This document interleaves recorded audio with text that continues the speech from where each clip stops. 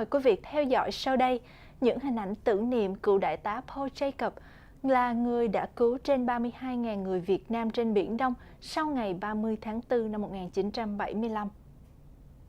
Thu Hà xin kính chào quý khán giả. Thưa quý vị, và hôm nay chúng tôi lại trở lại với cái buổi nói chuyện đặc biệt với những người mà gọi là nhân chứng sống sau cái cuộc đổi đời năm 1975 với một người là và sau đây thì chắc là nhờ Trần Anh giới thiệu từng người đến cho quý vị khán giả một lần nữa. Vâng, kính chào quý khán giả. Hôm nay chúng ta thêm một người nữa, thêm một nhân chứng sống trong cái buổi sau ngày 30 tháng 4 năm 1975.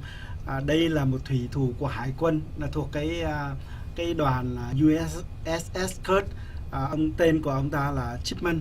Ông là một trong những người đã giúp cho 30 mấy ngàn người Việt Nam của chúng ta trong cái thời điểm 30 tháng 4 lên chiếc tàu và có những câu chuyện thật là cảm động. Thì kính mời quý vị theo dõi hôm nay. Xin mời Đại Thi. Dạ, cảm ơn. Tên của ông là Chipman. Good evening, Mr. Chipman. Hello. Hi. Thank you for having me. Thank you.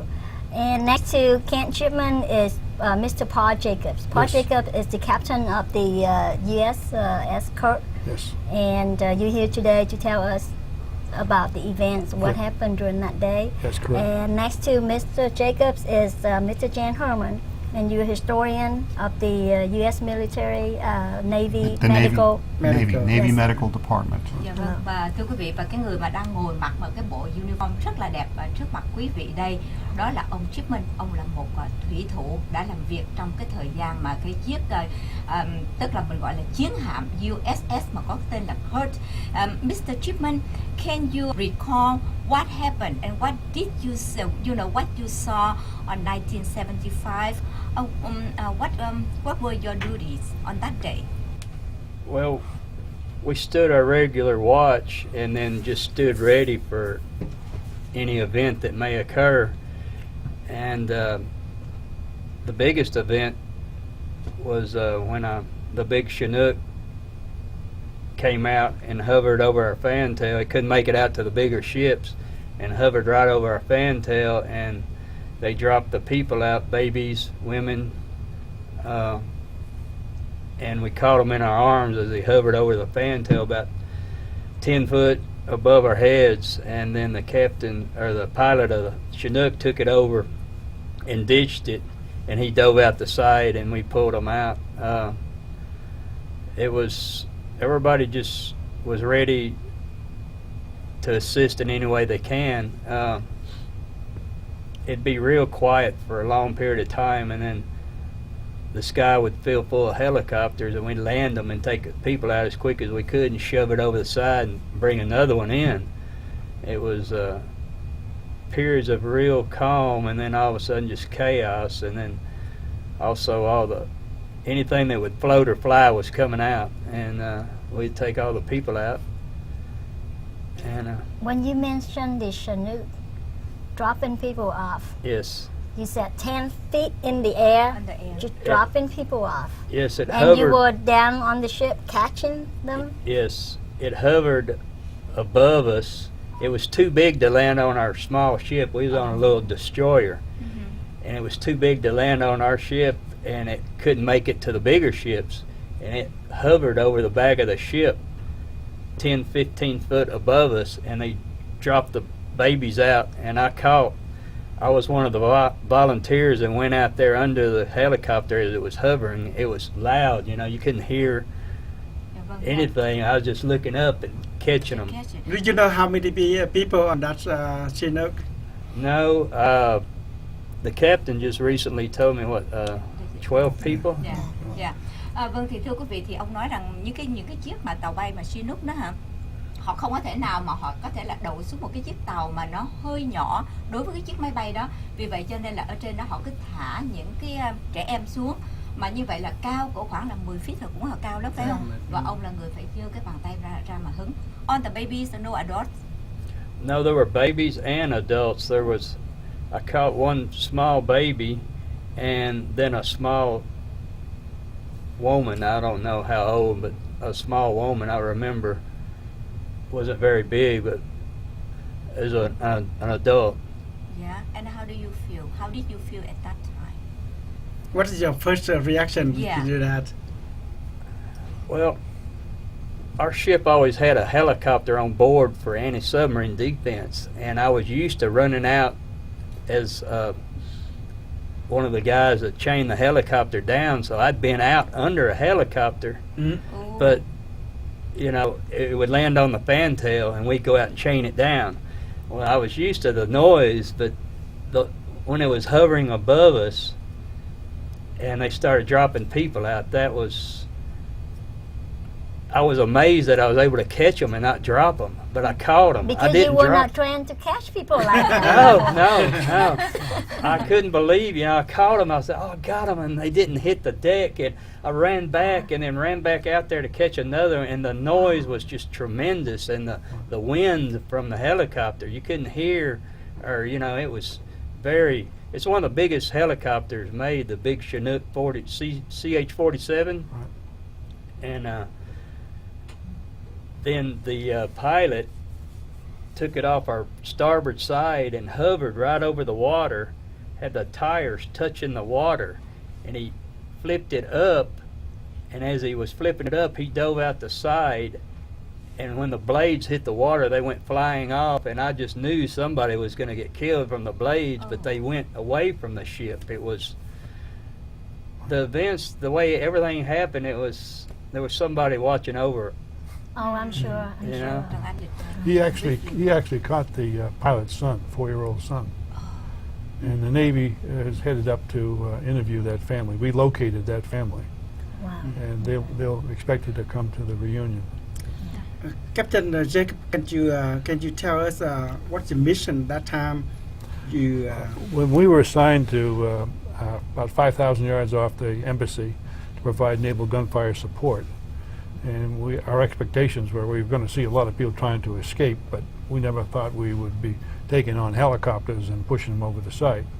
We were a darkened ship, and enough Vietnamese were coming aboard, climbing up off small boats and getting aboard that I decided to turn the Grimes liner, which is an oscillating light, because there's so many helicopters couldn't find a place to land, and got one of the Vietnamese up into CIC to communicate to the helicopter that he could land on our deck one at a time, and then we would take him on, take all the people off, all the pyrotechnics, and push it over the side to get ready for the next one. We landed 16 of them, I think, something like that.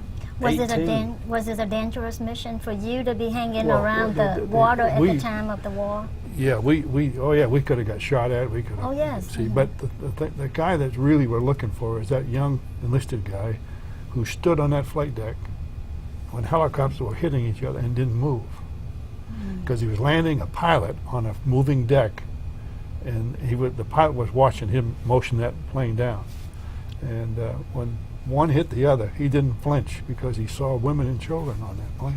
So USS Kirk is still in Vietnam territory or No, it's international territory? the United States Navy sold it to Taiwan, Oh. and we are connected to that ship, and we're probably going to invite some of the Vietnamese, some of the Taiwanese officers to come to the reunion in 2010 because they have a big portrait of the Kirk to give them. Well, at that time you rescue people like that, and then you try to catch all of them. Did anybody you drop and then die? Couldn't catch it? Well, some of them hit the deck, I don't know if we had any broken bones, but we had a lot of guys hit their face on the deck and things like that. So, One lady sprang her ankle, right.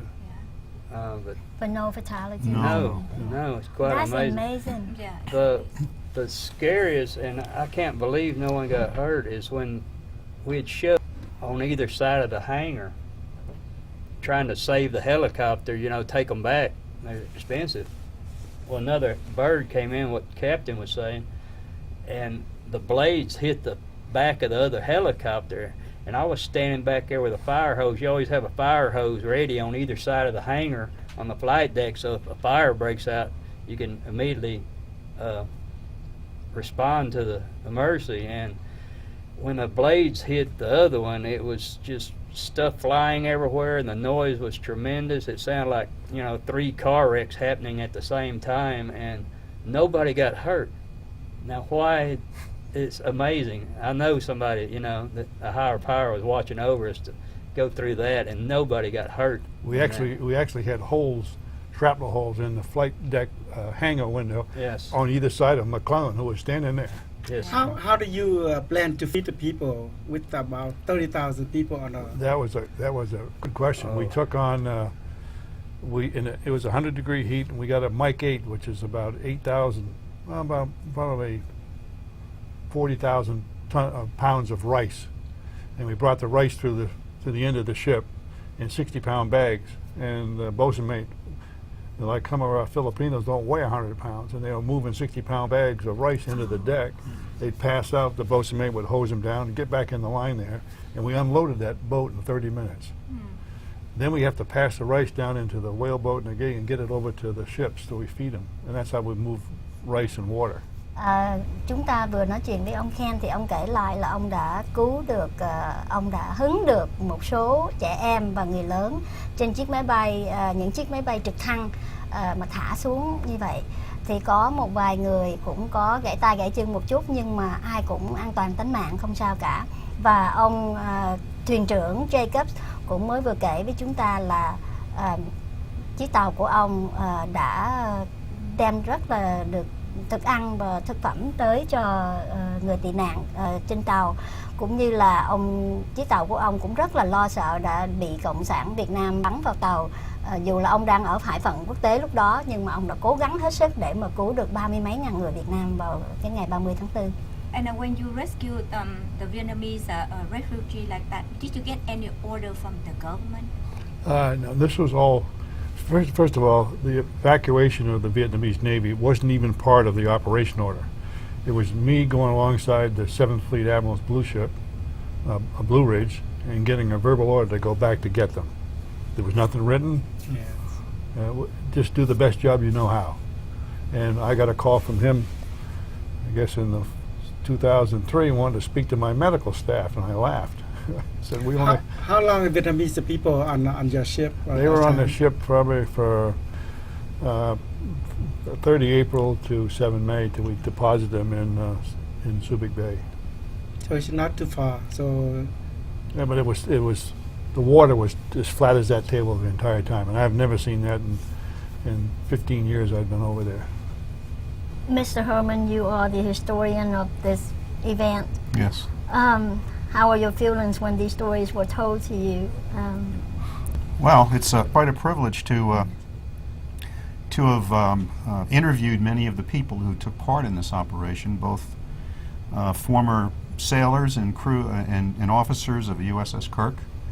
Getting to know them, getting to be part of their. I guess I'm an honorary member of the USS Kirk now. Captain Jacobs is my skipper. He's my captain now. But I've also had a chance to talk to many of the Vietnamese who were part of that operation and who were rescued, and to hear their stories firsthand, stories that many of them have never told before, not even to their children. So now they have an opportunity to tell the story of what happened back in 1975. And as a historian, I have the opportunity to tell many other people the story of what happened with the Kirk and saving all these refugees. So it's quite a privilege to be part of this project. And when you try to find out what happened, and you will tell the whole world the truth about the Vietnamese, and how do you feel?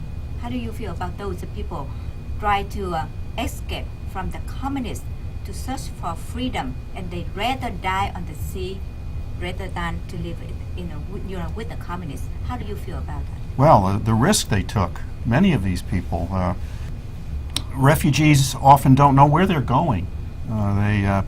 They leave their countries for a number of reasons. In the case of Vietnam, the communists were going to take over. No one knew what would happen to them, whether they would be executed, whether they'd be imprisoned.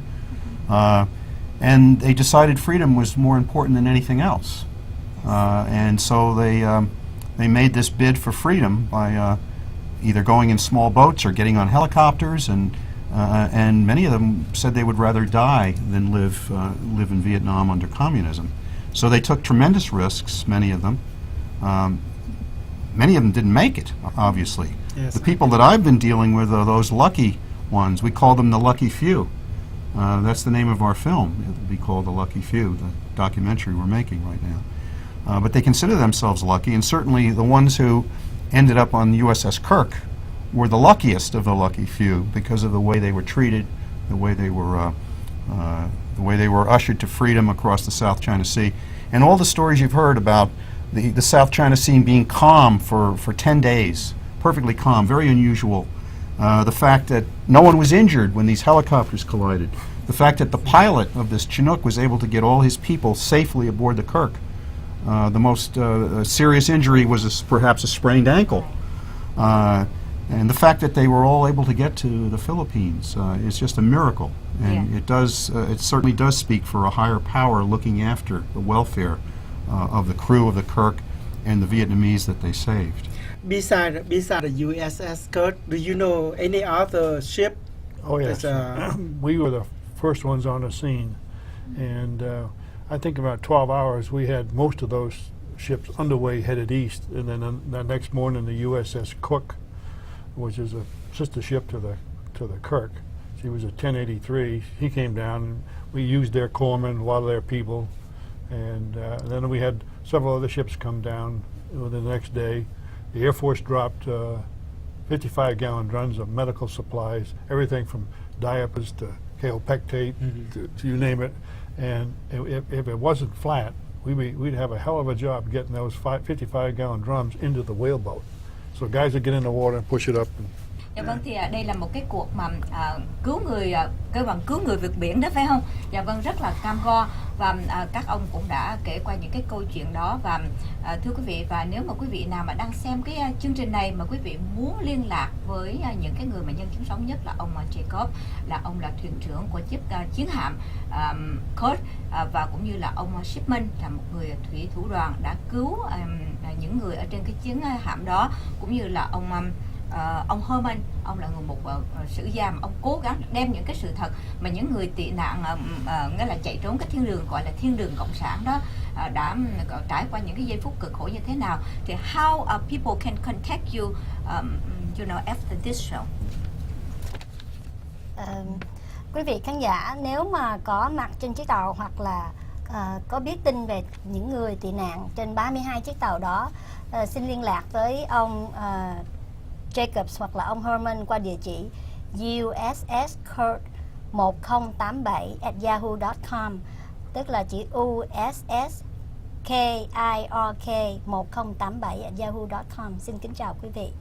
Hiền Nhi xin kính chào quý khán giả, và kính thưa quý vị, chúng tôi xin mời quý vị cùng nghe đài phát thanh Saigon Dallas 1600 AM bất cứ nơi nào, bất cứ ở đâu, rất tiện lợi và dễ dàng, bằng cách quý vị có thể download một cái application trong cell phone của quý vị, click vào App Store và click on Search, và quý vị có thể đánh vào Audio Now, và quý vị lấy tay đẩy xuống hoặc kéo ngang qua lại, quý vị sẽ thấy logo của đài Saigon Dallas 1600 AM, và quý vị click on logo, click Get và Install. Với app logo này có hai option để quý vị có thể nghe đài phát thanh Saigon Dallas 1600 AM, đó là nghe live hoặc nghe qua phone, rất dễ dàng, bất cứ lúc nào, bất cứ ở đâu, bằng application trên chính những chiếc phone của quý vị. Vâng, Phương Hà xin kính chào quý khán giả khắp nơi, chào Đăng Khoa, Khôi Nguyên và Quang Hưng. Saigon Dallas Radio.com, quảng cáo trên làn sóng Saigon Dallas 1600 AM. Địa chỉ 10935 Extay Lane phòng 180, Dallas, Texas 75238. Điện thoại 214 389 2563, 214 389 2563.